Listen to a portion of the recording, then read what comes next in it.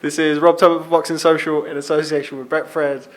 Delighted to be joined by Chris Billam-Smith. We're here at the University of Kent. How you doing, Chris? Very well, thanks, mate. Yourself? Very well, thank you. Very well. How's your day been? Been watching you do a few bits and pieces around here today. Yeah, it was all right. At the beginning of the afternoon, I punched, and then I went and got a coffee, and we got you a coffee, and then we had a very emotional circuit, which you witnessed. But yeah, all in all, it's better now. I'm glad it's done. But yeah, it's another one banked. You did get me a coffee, thank you very much. Although I'm pretty sure Shane would have paid for it and not you. Yeah, paid for yours as well. Got yourself a fight. Craig Glover, pleasant surprise to a lot of people in boxing. Obviously the last time we saw you in the ring was against Riakporhe. Coming off the back of that, I think it's fair to say people expect you to probably take a 6-rounder or an 8-rounder to get your feet back in there, but you're not. You're fighting Craig Glover. Tell me why. I got offered the fight. Shane called me Friday, I think. And yeah, Shane called me Friday, and that was... Does smell good. I've been distracted by Lawrence Okolie's dinner. And yeah, so I got offered the fight Friday, and obviously I jumped at the opportunity.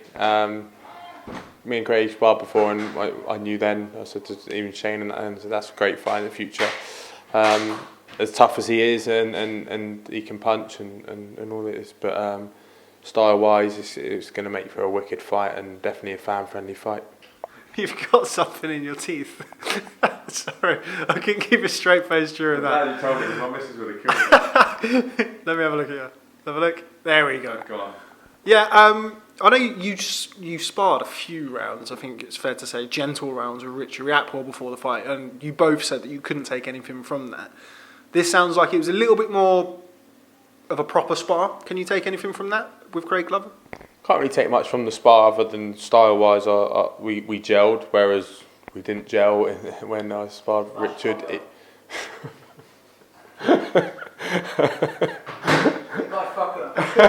It's Josh Taylor giving his insight. It's a bit of a madhouse here today. Were you there? No. Yeah. No, it was. Yeah, it was a good spar. I enjoyed the spar. It was. We both came out of it knowing that we'd had a good spar, and it was only 6 rounds, but it was definitely like I said, the styles gelled very nicely. Any reservations fighting him in Liverpool? He is a Scouser. You're not. Any reservations about that? No, I've got the experience now of being on someone else's show as such. Like with the Riakporhe thing, obviously we thought we'd won the fight. It was a close fight, and he got a decision. So I can't allow that this time. I can't allow it to go close. Or be a close fight. So if any opportunities I get to finish him, I'll definitely be taking. Because I believe my punch power will come through. I'll be landing a lot more than I did against Riakporhe, I think. But I'll also get hit a lot. Josh, we're trying to do an interview here, mate. Somebody keeps stealing all the forks. But yeah, no, like I'll definitely get hit more as well in this fight. He's style-wise, it's just that's how boxing works. You know, styles make fights.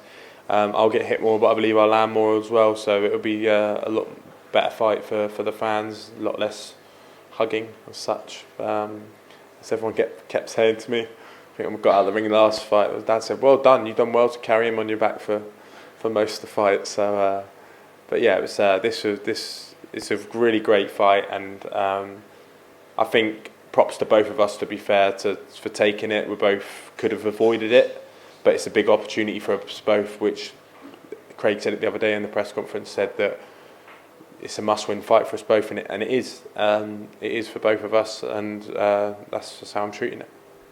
Now, when you fought Richard Riakporhe, I think it's fair to say those inside the boxing circle knew it was a good fight, and then as the fight grew closer, it kind of grew a little bit more legs, and it started to reach out to people. This fight, as soon as it was announced, generally everybody was very, very complimentary about the fight. How does that make you feel now, knowing that you've kind of elevated your own stature, really, even on the back of a narrow defeat going into this fight? Yeah, it's what it is. Sorry for the cliche that everyone says in every interview, But it's at the end of the day, I've got a job to do, and that doesn't matter. If people say 100% of people say he's going to win, or 100% of people say I'm going to win, it doesn't matter. I've got to go in there and do a job, and focus on this fight, because it's going to take a lot of focus. It's going to take a lot of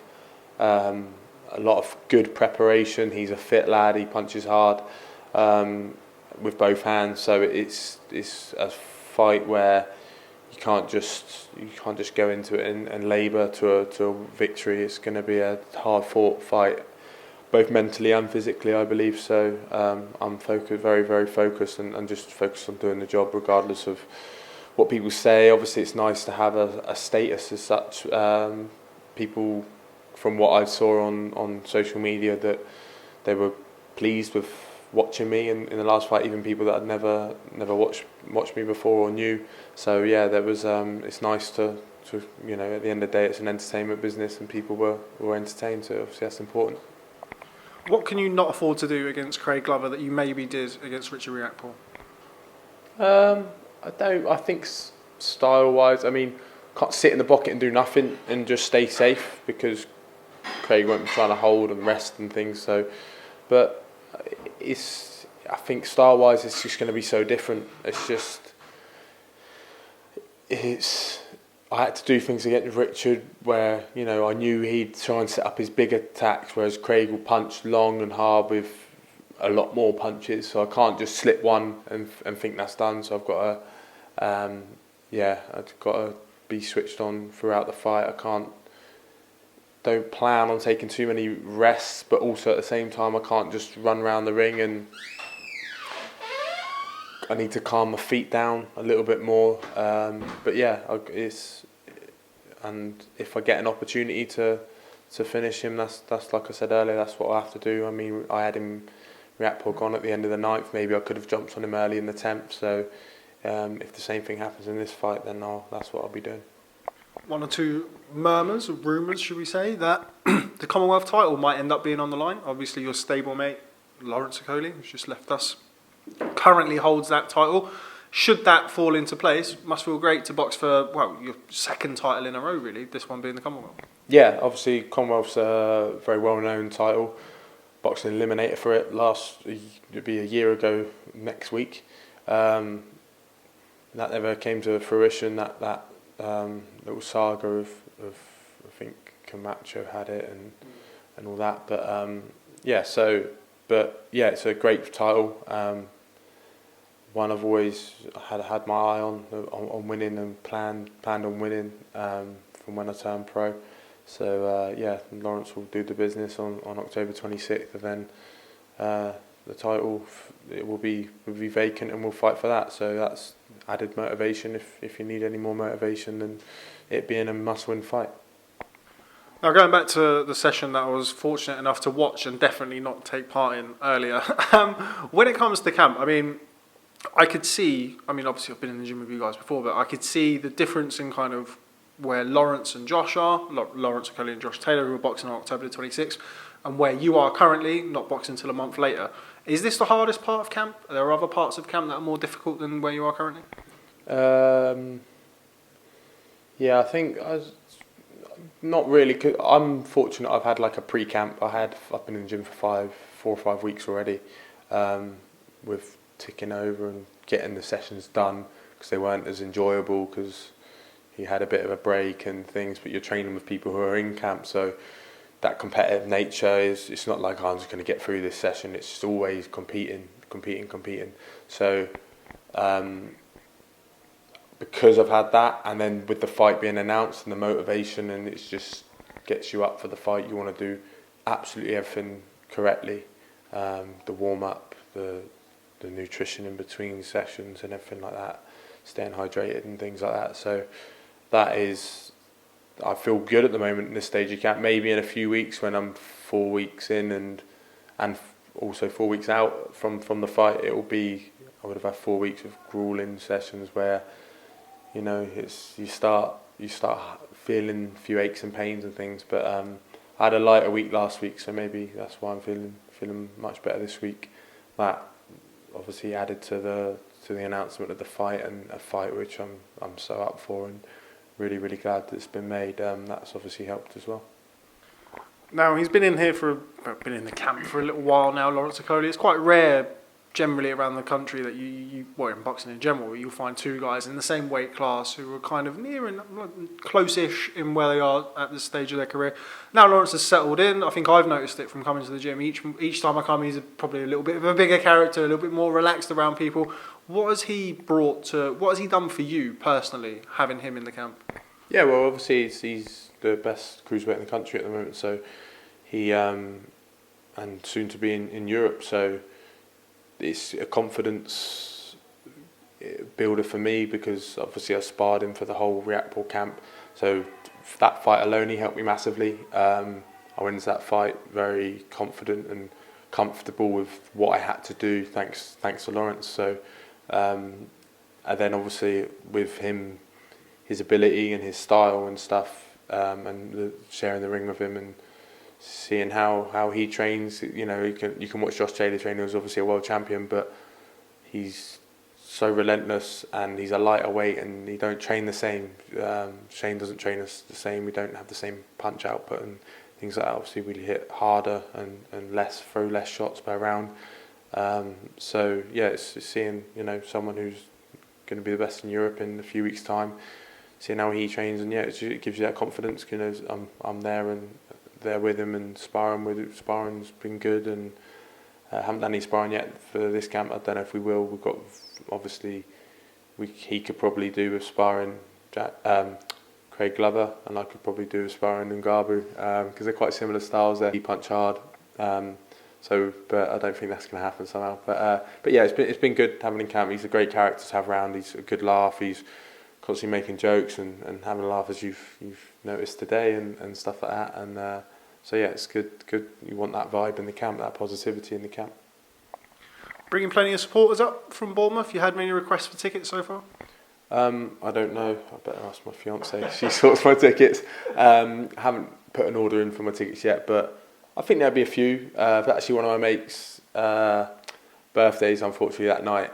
So he's already booked the venue down in Bournemouth, but he's talking to them to get a projector put up and show the fight, so they'll go to the party even earlier and watch my fight. So that'd be good to have them, knowing them all there watching. And so unfortunately I'm going to miss his party. Sorry, Dills.